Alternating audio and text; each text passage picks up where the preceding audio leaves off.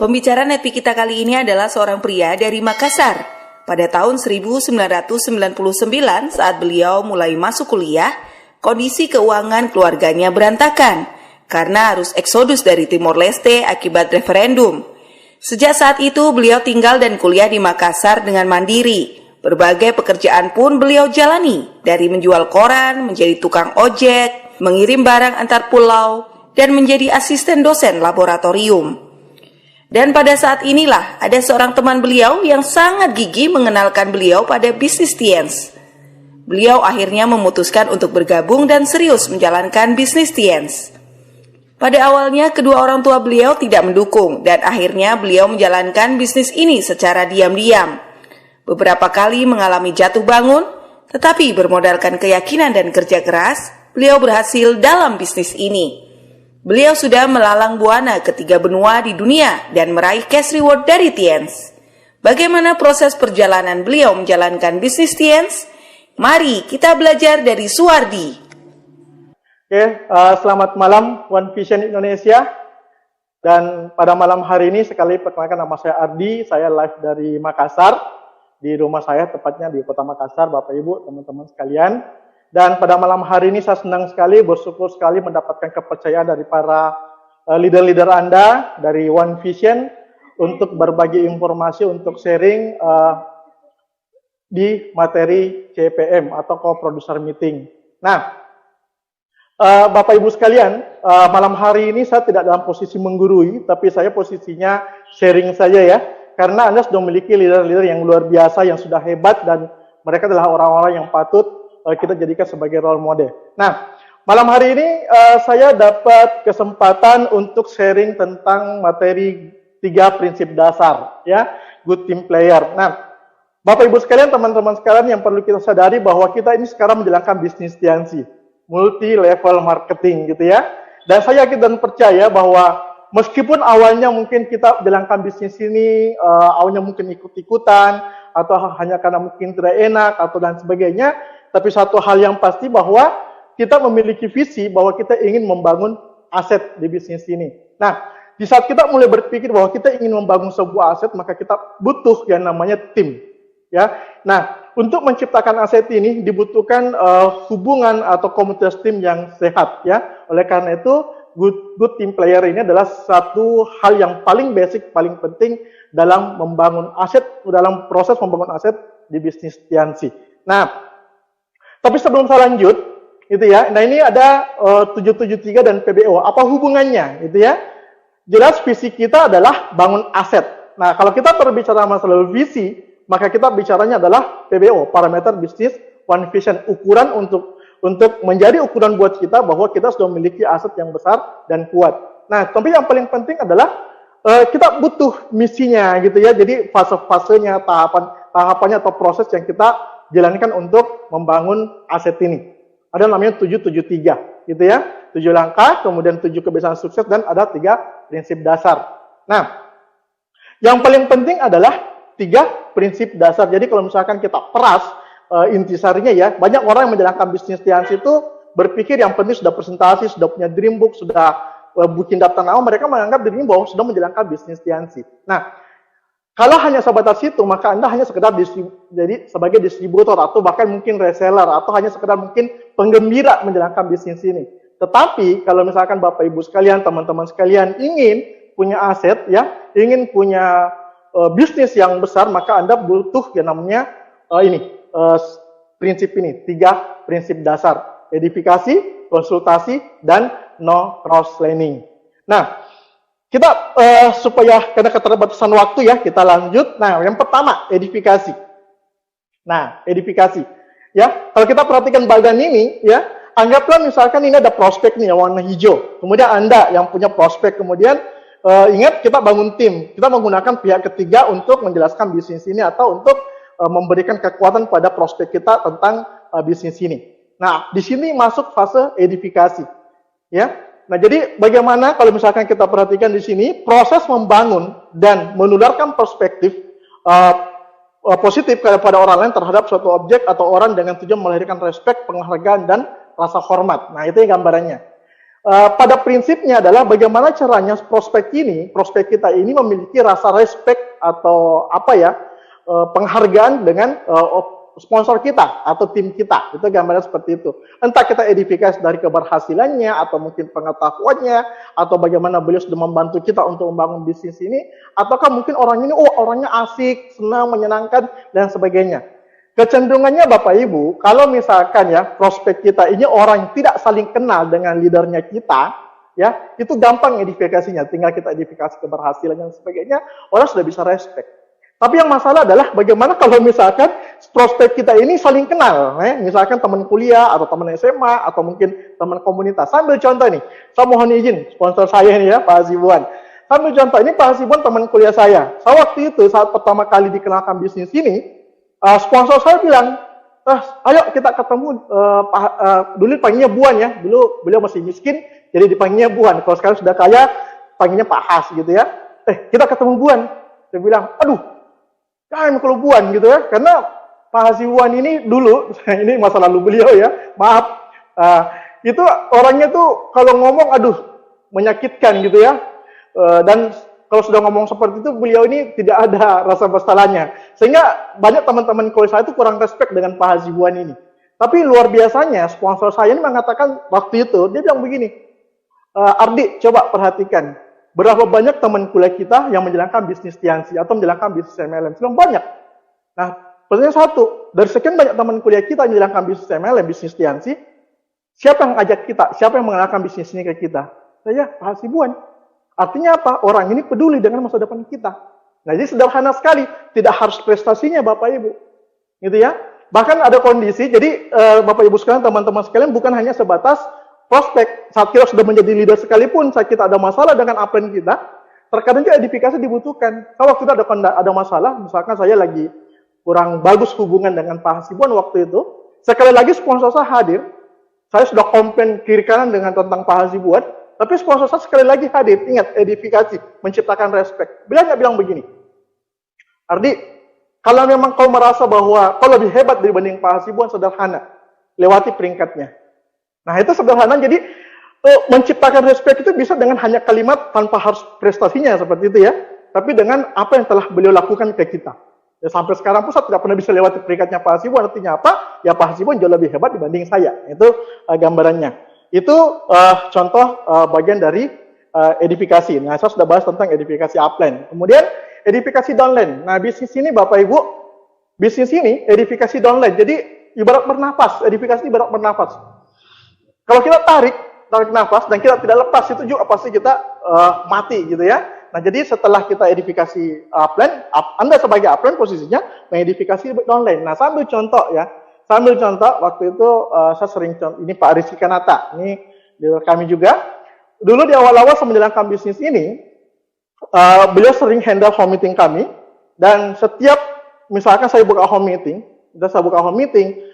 beliau pasti edifikasi balik. Oh iya, ini Pak Ardi salah satu tim kerja saya juga, beliau sudah expert di bisnis ini. Jadi bahasanya expert, padahal waktu itu kami untuk buka home meeting aja mesti ngos-ngosan gitu ya. Sudah expert dan beliau ini juga tempat yang layak untuk ada tempat belajar. Jadi seperti itu gambarannya.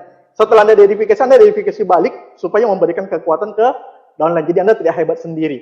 Kemudian edifikasi crossline ini juga penting. Edifikasi crossline ini prestasi crossline ya. Misalkan saya sendiri secara pribadi leader nasional yang sering saya edifikasi adalah Pak Ruli Wahyudi dengan rambut gimbalnya. Nah ini kan eranya era digital ya. Kalau saya dulu sering bawa itu fotonya Pak Ruli Wahyudi yang rambut gimbal, kemudian saya bawa beliau yang ada capturean rekening bank BCA yang transparan cash reward, rumah mewahnya, kemudian rumahnya kayak gitu. Jadi saya bilang, atau Pak Abdi Suardin yang ada fotonya yang bintang 5, bintang 6 dengan foto saat beliau Silver Lion gitu ya, atau mungkin Ibu Uda Jamali. Jadi edifikasi crossline prestasi mereka yang seperti apa awalnya dan bagaimana akhirnya. Seperti itu ya. Nah, kemudian edifikasi 6 pilar. Nah, ini edifikasi 6 pilar. Ini salah satu kekuatan ya kalau kita ketemu dengan prospek yang sangat detail pertanyaannya tentang bisnis Tiansi atau mungkin tanda kutip ya pelaku bisnis MLM gitu ya. Dan saya yakin kalau ini kita paparkan ke mereka itu pasti sulit mereka bantah. Nah, yang pertama apa? Edifikasi perusahaan. Nah, kekuatan perusahaan ini yang paling penting kita sadari bahwa kita memiliki sebuah perusahaan yang sangat besar, ya. Luasnya sangat besar yang 4 juta meter persegi, kemudian kantor pusatnya lebih dari 100 negara, ya. Dan distributor tersebar di 20 juta distributor di lebih dari 200 negara. Jadi, ini yang paling penting, top Asia Brand 500 perusahaan terbesar di Asia. Kemudian apalagi yang perlu kita identifikasi di perusahaan kita? Pemiliknya, ownernya, Mr. Lee Jin Yuan. Ini kalau misalkan di Flipchart juga sudah banyak, sudah ada juga. Nah, tapi yang paling penting adalah kita perlu tahu bahwa beliau ini salah satu penerima gelar Doktor of Financial Sponsor dari UNESCO PBB. Ya, itu gambar seperti itu. Ya.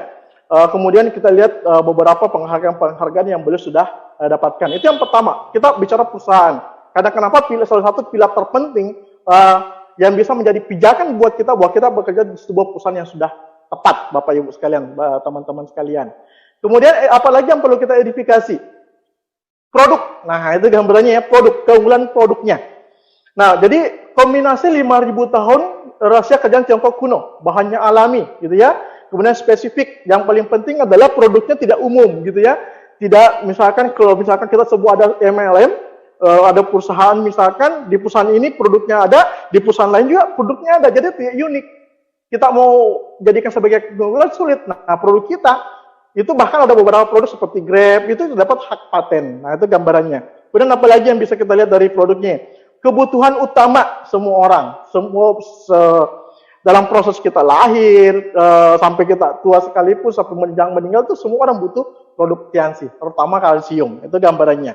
Ya, dan ada beberapa produk pojok sama untuk di lokal ya, di negara setempat. Kemudian edifikasi yang lain lagi yang perlu kita lihat adalah marketing plan. Nah, ini yang paling penting Bapak Ibu. Terkadang kalau kita ketemu ya, kalau kita ketemu dengan orang ya, itu pertanyaannya apa? Untung saya apa? Ya, kalau misalkan Pak Rudi Emru selalu mengatakan USA, untung saya apa menjalankan bisnis ini? Apa untungnya? Apa untung saya dapatkan kalau saya menjalankan bisnis ini? Nah, kita selalu berbicara di marketing plan. Yang paling pertama adalah sistem akumulasi tanpa batas waktu. Sejak kita gabung sampai kapanpun, omset kita tidak ada yang hangus, tidak ada yang hilang. Kemudian apa? Total payout-nya 70%. Kalau kita bicara 70%, orang masih bisa kadang pun 70%, tapi berapa, apalagi istilahnya ya, poinnya gitu ya. Produk-produk kita itu poinnya rata-rata 90%. Ada beberapa mungkin di bawah 90%, tapi dominan itu 90%. Dengan poin 90% dengan total payout 70%, ini kombinasi yang sangat tepat Bapak Ibu. Besar sekali angkanya. Ya. Kemudian apalagi nih yang perlu kita sampaikan saat kita bicara mengedifikasi marketing plan. Bonus besar di peringkat awal dengan adanya new marketing plan ini ya. Ada bonus pasangan ya. Ini 11% Bapak Ibu, teman-teman sekalian. Bonus sponsor 18%. Itu besar angkanya. Kemudian peringkat yang sudah dicapai tidak turun. Jadi peringkat tidak ada istilah turun. Kalau misalkan Anda sudah mencapai bintang 6, apapun kondisinya mau tsunami sekalipun gitu ya, Anda tidak mungkin turun peringkat ya. Saat grup Anda misalkan lagi berantakan, ya Anda tidak akan turun peringkat. Itu yang menarik. Jadi saat Anda memulai, saya sering pakai istilah, kalau misalkan di bisnis konvensional saat kita lagi jatuh, kita butuh dua hal. Kita butuh modal, ya. Kemudian kita butuh bayar utang. Tapi di bisnis Tianxi, ya, karena peringkat tidak turun, saat kita lagi jatuh untuk bangkit, ya kita tidak butuh modal, tidak butuh bayar utang, kita cukup presentasi lagi. Itu yang menarik dari bisnis Tianxi. Nah, kemudian apa lagi nih? Reward diberikan tunai, ya. Anda bisa tanya kepada semua leader-leader Anda yang sudah dapatkan reward dari bisnis ini, itu mereka semua ditransfer tunai ke rekeningnya. Banyak bersiliweran. Ini beberapa minggu yang lalu, pencairan cash reward yang kemarin, itu banyak sekali tuh bukti-bukti transfer. Saya juga kemarin, alhamdulillah, itu langsung bukti transfernya saya bisa capture. Nah, itu gambarannya, Bapak Ibu sekalian, teman-teman sekalian. Nah, kemudian, apalagi? Bisnis internasional dari lebih 100 negara. Kita bisa lihat, Tianxi ini sudah ada di 190 negara lebih. Ya, dan konvensinya setiap tahun negaranya beda-beda. Ini kebetulan aja kita lagi COVID gitu ya, makanya lagi tidak konvensi. Kita kemarin konvensinya online. Nah, kemudian registrasi satu kartu negara ya berlaku di semua negara. Nah, ini kita bisa lihat di marketing plan yang dengan marketing plan yang baru setelah mempelajari top 10 perusahaan MLM dan lebih dari 100 negara. Ini luar biasa. Dan yang paling penting lagi adalah sudah mendapatkan sertifikat syariah. Jadi Anda tidak perlu lagi kalau ada orang, oh, ini aman nggak, gitu kan? Ini halal atau tidak? Tidak usah khawatir. Anda tidak perlu debat, Anda tinggal perlihatkan sertifikat ini. Oke. Nah, kemudian edifikasi selanjutnya apa lagi nih yang perlu kita edifikasi selain marketing plan? Ya, konvensi internasional. Nah, ini dia konvensi internasional. Setiap tahun saya sejak gabung di Langkah Bisnis ini, konvensi Tiansi itu dari setiap tahun itu beda-beda negara, Bapak Ibu, ya. Bahkan yang ada Kuala Lumpur, ada Cina, Kenya, di Indonesia, kemudian di Tianjin, pernah kemarin juga di Prancis, pernah di Australia, pernah di Rusia, pernah di India dan sebagainya. Jadi Anda bisa bayangkan ya, kalau misalkan perusahaan kita tidak besar, ya, tidak mungkinlah untuk bisa adakan konferensi di setiap negara setiap tahun. Anda bisa bayangkan ya, Piala Dunia saja yang 4 tahun itu butuh persiapan berapa lama untuk mengadakan ke Piala Dunia. Nah, kita ini perusahaan Tiansi setiap tahun adakan konvensi di beda negara, ya. Sebesar apa perusahaan kita? Itu gambarannya. Kemudian selanjutnya adalah penghargaannya. Nah, ini dia penghargaannya. Nah, ini teman-teman sekalian, Bapak Ibu sekalian yang bisa kita ini ya perhatikan. Kita punya reward ya, penghargaan dari bisnis kita itu, aduh, ini kemarin laptop, ada mobil, motor gitu ya, tur luar negeri setiap tahun. Ini lagi akan launching lagi cash reward gitu ya. Dan kita tidak perlu lihat, kita lihat aja faktanya langsung deh. Kita lihat faktanya. Dari tahun 2018 kemarin saja ya, sampai tahun 2018 kemarin saja itu sudah ada 317 orang penerima 20.000 US dollar, 102 orang penerima 25.000 dolar, ada kemudian 63 orang penerima 50.000 US dollar dan ada 32 orang penerima 100.000 US dollar. Ini fakta yang tidak terbantahkan. Jadi bukan lagi katanya-katanya, tapi ini sudah jadi fakta. Oke? Nah, itu 6 pilar ya, 6 poin yang perlu kita edifikasi saat kita ketemu dengan prospek atau mungkin untuk meyakinkan prospek kita untuk menjalankan bisnis Tiansi. Itu yang poin pertama, edifikasi. Nah, selanjutnya Bapak Ibu, konsultasi. Nah, konsultasi ini yang mungkin yang sedikit kalau misalkan kita lihat pengertiannya adalah proses mendiskusikan. Nah, jadi Bapak Ibu sekalian, saat menjalankan bisnis Tiansi ini kan kita tidak istilahnya membabi buta ya. Ya, membabi buta dalam artian tidak hanya modal kerja keras, tidak hanya modal semangat, tapi kita butuh arah gitu ya. Ibaratnya kita berlari sekencang mungkin, kita mau ke Bandung, tapi ternyata ujung-ujungnya sampainya di Surabaya, gitu ya. Jadi arahnya harus jelas, ya. Jangan sampai Anda sudah lari sekencang mungkin, ternyata sampai Surabaya. Nah itu, mundurnya susah, apalagi kalau Anda sudah memiliki gerbong bisnis yang besar. Nah, jadi proses mendiskusikan, ini ya bahasanya proses mendiskusikan bisnis antara upline dan downline dengan tujuan. Downline meminta pandangan atau panduan, ya. Jadi jangan dibalik ya. Downline yang apalagi mendebat upline itu gambarannya. Kemudian mendiskusikan keadaan dan strategi. Upline adalah navigator. Ya, kalau misalkan kita lagi bawa mobil, ada navigator sebelah kiri kita. Jadi yang menentukan besar tidaknya bisnis Anda adalah Anda, tapi Anda butuh upline sebagai navigator. Ya, kita ambil contoh nih, Cristiano Ronaldo. Tidak usah Messi ya, Ronaldo ini, Cristiano Ronaldo. Sehebat-hebatnya Ronaldo, tetap butuh pelatih. Ya, meskipun misalkan kalau misalkan pelatihnya kita tanding dengan Ronaldo, mungkin Ronaldo mungkin lebih hebat. Tapi ya, ada namanya blind spot. Ada bagian yang kita tidak bisa lihat. Yang bisa lihat adalah upline kita yang berada lebih tinggi dari kita. Itu gambarannya. Nah, ada 2 jenis konsultasi. 2 jenis konsultasi itu yang pertama adalah konsultasi formal. Nah, ini 1 kali sebulan di awal buka buku. Luar biasanya sekarang Bapak Ibu dengan COVID-19 ini, dengan pandemi ini, dulu saya dengan Pak Rizky Kanata itu kadang kalau ketemu ya mungkin ketemunya di Crown Life. Saya terakhir ketemu konsultasi secara personal dengan Pak Rizky itu dia di Crown Life di Bogor. Itu 1-2 tahun yang lalu mungkin. Tapi dengan era digital sekarang, alhamdulillah Bapak Ibu berkah dari COVID-19 ini, bahkan hampir setiap minggu ya kami bisa komunikasi langsung dengan Pak Rizky. Ini yang hebat. Jadi tapi secara prinsip, konsultasi formal itu 1 kali 1 bulan setiap awal buka buku. Jadi misalkan tutup buku tanggal 25. 26, 27, bahkan leader saya sering mengatakan, jangan melakukan apa-apa dulu sebelum konsultasi ke upline. Karena kenapa? Itu akan menentukan arah bisnis Anda 1 bulan ke depan, 2 bulan ke depan. Gitu ya. Nah, apa-apa yang perlu dikonsultasikan? Pertama, bisnis, itu jelas. Ya. Kemudian konsultasi keuangan, ini juga.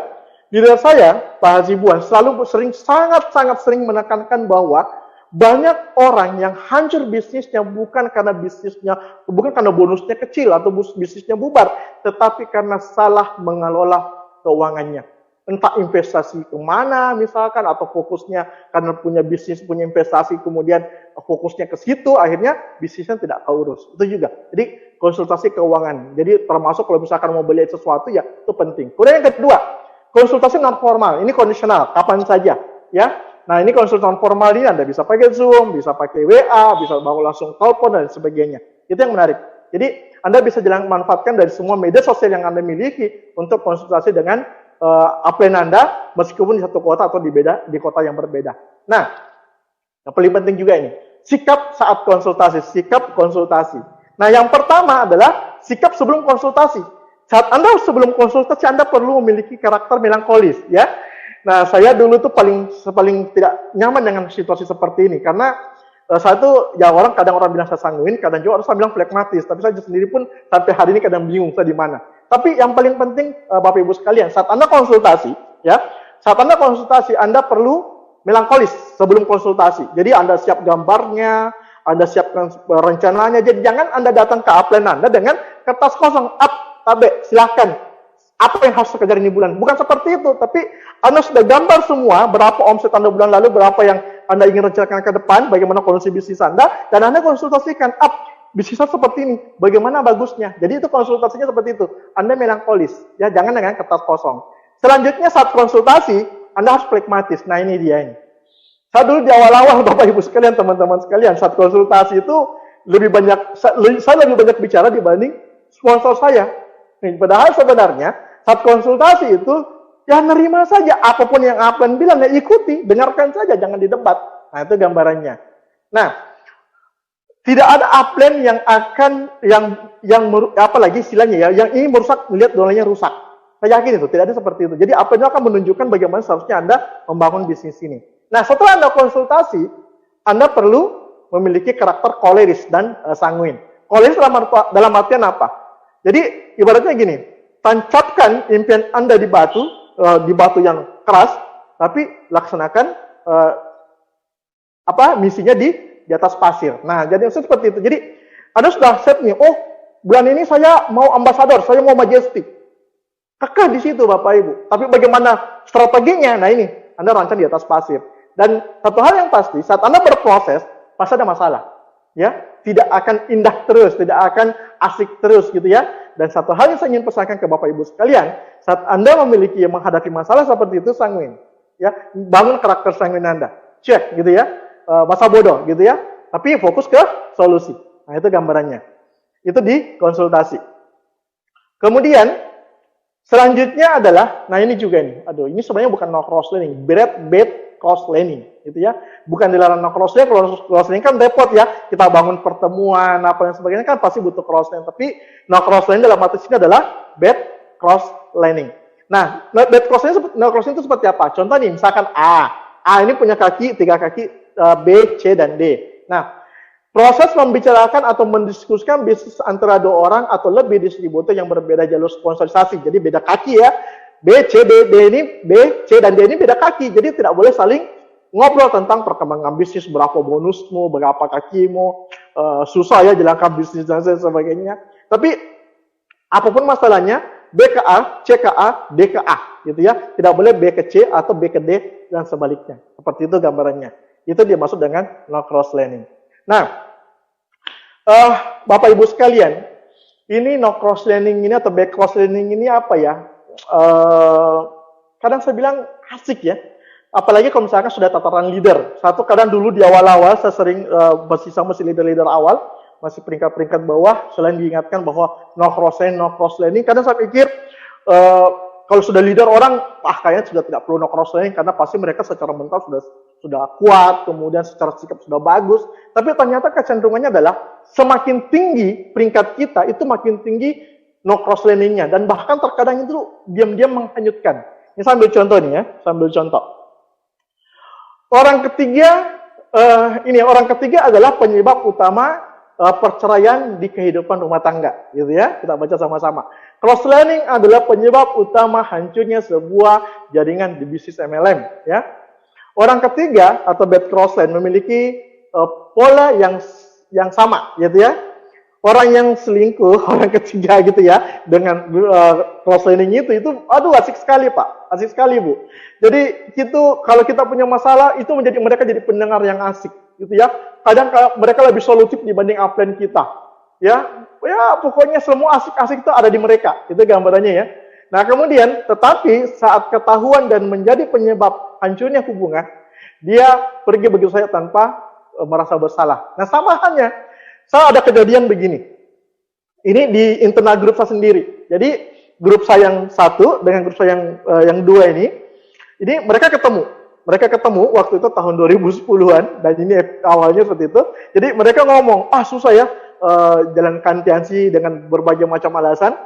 Nah, singkat cerita si A ini ngomong ke B seperti itu dan jadinya apa? Si B ini berhenti.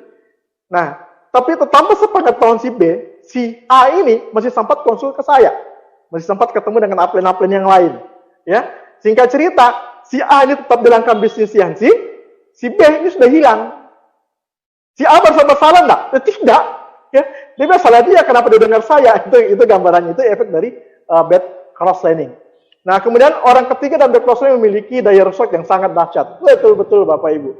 Kemudian, jika mau rumah tangga Anda aman, jangan pernah ceritakan kondisi keluarga Anda selain ke pasangan Anda. Sama halnya jalankan bisnis ini. Ya. Bagaimanapun kondisi bisnis Anda, teman-teman sekalian, Bapak Ibu sekalian, jangan pernah ceritakan ke crossline. Ya. Jangan pernah ceritakan ke crossline. Ceritakanlah ke upline. Saya tuh kadang paling susah bilangkan bisnis di sini kalau untuk mengenai crossline itu adalah, kalau bahasa gini, kita kan sama-sama leader. Nggak apa-apa kan, kita kan sudah secara dia sudah tahu bagaimana jatuh bangunnya jalankan bisnis Tiansi. Itu yang kadang paling repot.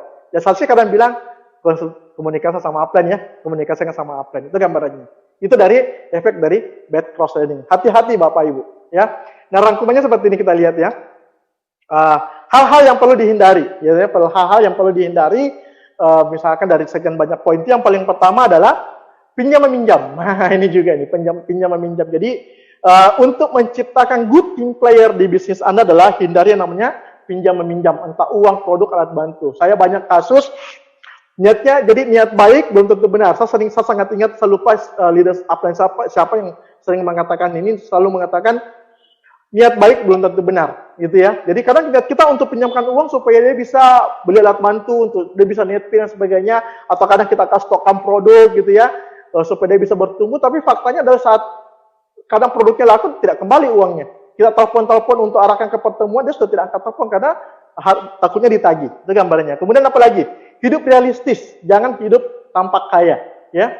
Hidup apa adanya, sesuai dengan kemampuan. Ya, ini mungkin harus dikonsultasikan dengan leader masing-masing, tapi harapan saya seperti itu. Hidup apa adanya, hidup dengan sesuai kemampuan, dengan kondisi bisnis Anda.